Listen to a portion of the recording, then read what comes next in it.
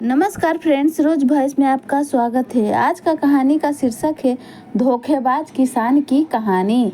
एक गांव में रामू नाम का एक व्यक्ति रहता था। वह स्वभाव से काफ़ी लालची और मक्कार किस्म का था। उसके घर में उसकी पत्नी थी और जीवन खर्च के लिए वह खेती करता था। वह अपनी फसलों को हमेशा ऊंचे दामों पर बेचता था, जिसमें उन्हें काफ़ी मुनाफा होता था।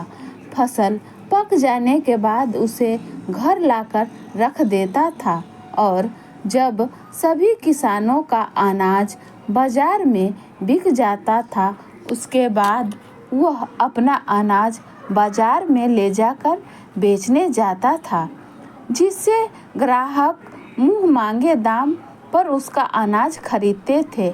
इस बार भी उसने यही किया। जब सभी किसानों का अनाज बिक गया, उसके कुछ दिन बाद रामू ने अपने अनाज की बोरियों को बाहर निकाला और एक एक करके बाजार जाकर बेचने लगा। बाजार में किसी और के पास अनाज न होने के कारण रामू मुंह मांगे दामों पर अपना अनाज बेचता और फिर घर वापस लौटता। एक शाम जब अनाज बेचकर वह घर वापस लौटा तो उसकी पत्नी ने उससे कहा, क्यों जी, सुना है आप अपनी फसल को बहुत ऊंचे दामों पर बेच रहे हो। इससे खरीदने वाले को काफ़ी नुकसान होता होगा ना। क्या बकवास कर रही हो? फसलें होती है इसलिए है। अगर किसान अपना फ़ायदा नहीं सोचेगा तो भूखा मर जाएगा। लेकिन इतने ऊंचे दामों पर फसल खरीदने वाले को कितना नुकसान होता होगा। आखिर वह भी मेहनत की कमाई है। तुम बाकी किसानों की तरह सही समय पर फसल को क्यों नहीं बेचते? अरे रे जाओ, वैसे भी मैं आज थक गया हूँ और तुम मुझे ज्ञान देने लगी हो। यह नहीं सोचा पति काम से लौटा है तो उसकी सेवा करे। मुझे बहुत तेज भूख लगी है, जाकर खाना लगाओ। हाँ, ठीक है, वैसे भी तुम मेरी सुनोगे कहाँ।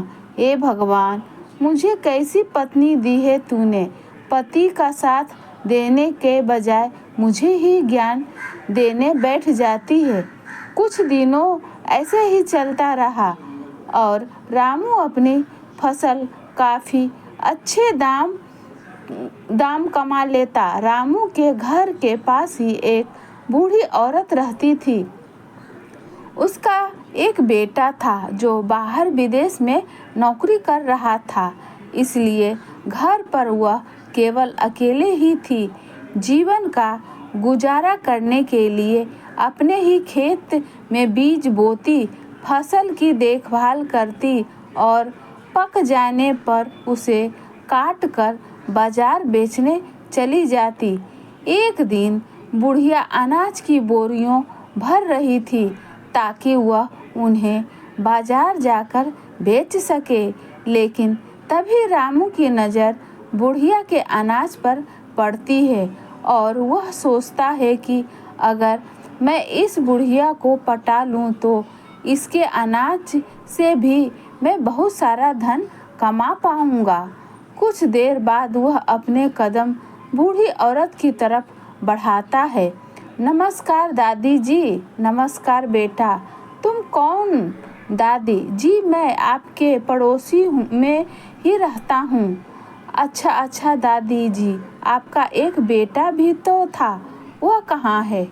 अरे बेटे को काम से फुर्सत हो तब ना। कोई बात नहीं दादी जी, मैं भी आपके बेटे जैसा ही हूँ। आप इस उम्र में इतनी मेहनत मत किया करो, वरना तबीयत खराब हो जाएगी। क्या करूं बेटा, पेट पालने के लिए कुछ न कुछ तो करना ही होगा। एक काम करिए दादी जी, आप इस अनाज को अपने घर पर रखिए। मैं एक एक बोरी करके इसे बाजार जाकर बेच आऊँगा और बदले में जो धन मिलेगा वह मैं आपको दे दूँगा। नहीं नहीं बेटा, तुम इतना परेशान क्यों हो रहे हो? नहीं दादी जी, परेशानी की कोई बात नहीं। वैसे भी मैं अपना अनाज भी बाजार जाकर बेचता हूँ, तो साथ में तुम्हारा भी ले जाऊँगा। अच्छा ठीक है, भगवान तुम्हारा भला करे। तो दादी जी, मैं सुबह आकर अनाज की बोरी लेकर जाता हूँ। ठीक है बेटा। अगली सुबह रामू फिर से दादी जी के पास जाता है और उससे अनाज की बोरियां ले लेता है। अनाज की बोरियों को बैलगाड़ी में रखकर वह बाजार की ओर निकल जाता है। बाजार पहुंचकर वह अनाज बेचना शुरू करता है।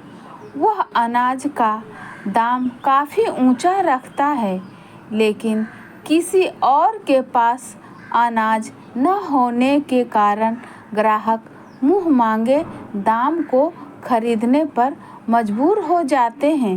शाम तक जब उसका पूरा अनाज बिक जाता है तो वह घर लौटता है।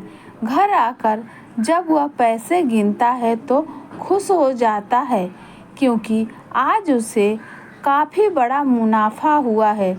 बूढ़ी औरत के अनाज से पैसे मिले देखकर उसके मन में लालच जाग उठता है। वह उन पैसों में से आधे पैसे अपनी जेब में रख लेता है और आधे पैसे को लेकर बूढ़ी औरत के पास पहुंचता है। अरे बेटा, आ गए तुम? ऐसे मुंह क्यों लटकाए हुए हो? क्या हो गया? अनाज बिका नहीं क्या? नहीं दादी, नहीं दादी जी, अनाज तो बिका है, लेकिन मेरी उदासी का कारण कुछ और है। मैंने बहुत कोशिश की कि अनाज को अच्छे दामों में बेचने की, लेकिन ग्राहकों को दाम काफ़ी ज़्यादा लग रहा था, इसलिए उन्होंने बहुत ही कम दाम पर मेरा अनाज खरीदा है। यह रहे कुछ पैसे। बुढ़िया जल्दी से उन पैसों को गिनती है और कहती है, बेटा, यह तो बहुत कम है।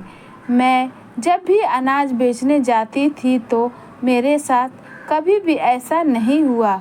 वही तो दादी जी, मैंने बहुत कोशिश की आपके अनाज को अच्छे दामों में बेचने की, लेकिन ग्राहक सहमत नहीं हुए। इस वजह से अनाज के दाम को कम करना पड़ा। अरे बेटा, उदास होने की कोई ज़रूरत नहीं है। तुमने तो अपनी तरफ से पूरी मेहनत की। कुछ देर बाद रामू वहाँ से जाने लगता है, लेकिन बुढ़िया उसे रोकती हुई कहती है, बेटा, तुमने अनाज बेचने में काफ़ी मेहनत की है। यह लो, कुछ पैसे हैं, रख लो। नहीं नहीं दादी जी, मैं कैसे ले सकता हूँ, और वैसे भी आपके अनाज के दाम अच्छे नहीं मिले हैं। आप ही रखो उन पैसों को। लेकिन बुढ़िया किसी तरह उन पैसों को रामू की जेब में रख देती है। रामू घर के लिए रवाना हो जाता है। घर पहुंचकर वह उन सभी पैसों को इकट्ठा करता है और देखकर खुश होता है और कहता है, वाह रे रामू, आज तो आम के आम और गुठलियों के दाम हो गए। अगर ऐसे ही चलता रहा तो मैं बहुत जल्दी काफ़ी धन कमा लूँगा। कुछ दिनों तक ऐसा ही चलता रहता है और रामू उस बूढ़ी औरत को उसके अनाज के बदले में बहुत ही कम पैसा देता है। एक दिन रामू बुढ़िया का अनाज लेकर बाजार जाता है। उसके पास ग्राहक आने लगते हैं। बगल में लखन चंद भी अपना अनाज बेच रहा था। उसने देखा कि रामू के पास काफ़ी अनाज है।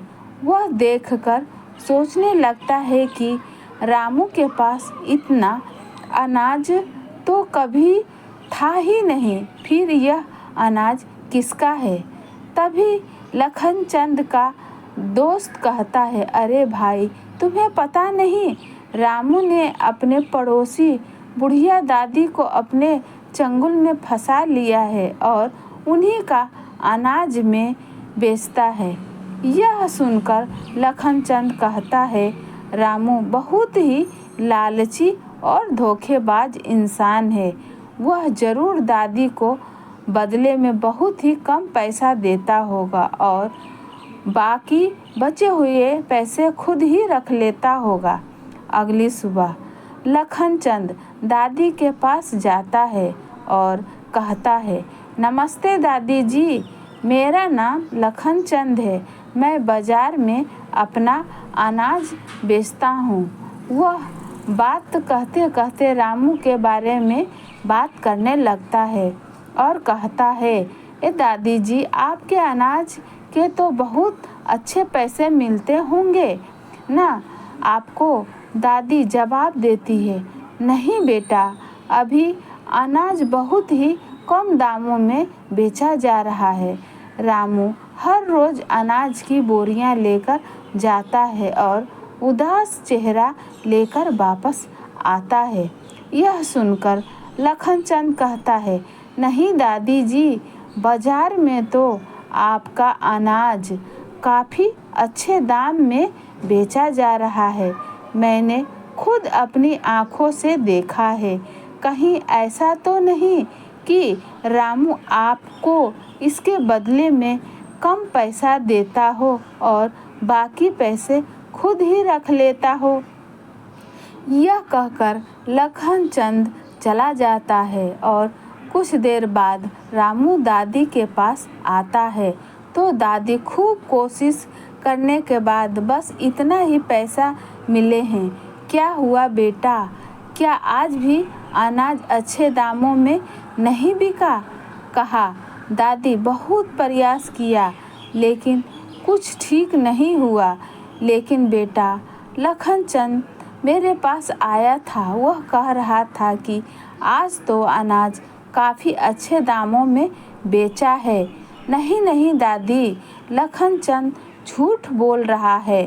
बेटा, मैंने तुझे अपने बेटे जैसा माना था और तूने मुझे ही धोखा दे दिया। यह पैसा यही रख दे और दोबारा मुझे अपनी शक्ल मत दिखाना। और हाँ, याद रखना, जिस पैसे की वजह से तुमने मुझे धोखा दिया है, एक दिन तेरे पास बहुत सारा पैसा होगा लेकिन वह किसी भी काम का नहीं होगा। याद रखना। रामू बुढ़िया के घर से बाहर निकलकर कहता है, यह लखन चंद भी ना, इसे मैं बाद में देख लूँगा। बना बनाया काम बिगाड़ दिया। अच्छा भला आसानी से पैसे कमा रहा था।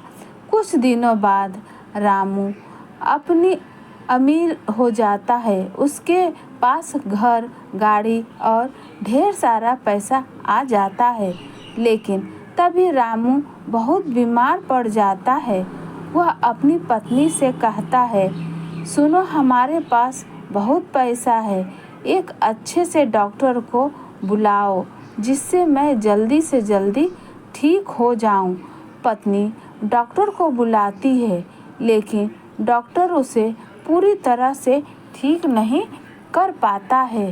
रामू फिर से कहता है, हमारे पास बहुत पैसा है, एक अच्छे से हॉस्पिटल में मुझे ले चलो ताकि मैं पहले की तरह स्वस्थ हो सकूं। उसकी पत्नी एक अच्छे से हॉस्पिटल में उसे इलाज के लिए ले जाती है लेकिन वहाँ से भी कुछ बेहतर परिणाम नहीं मिलता और फिर वे दोनों वापस गांव लौट आते हैं। अब उसे बुढ़िया की वह बातें याद आने लगती है और कहता है कि सच कहा था बूढ़ी दादी ने, मेरे पास आज बहुत सारा पैसा है लेकिन मेरे किसी काम का नहीं है। तो फ्रेंड्स, ऐसी कहानी सुनने के लिए चैनल से बने रहें। इस वीडियो को लाइक करें, शेयर करें। अगर आप इस चैनल पर नए हैं तो चैनल को सब्सक्राइब करें। नमस्कार फ्रेंड्स।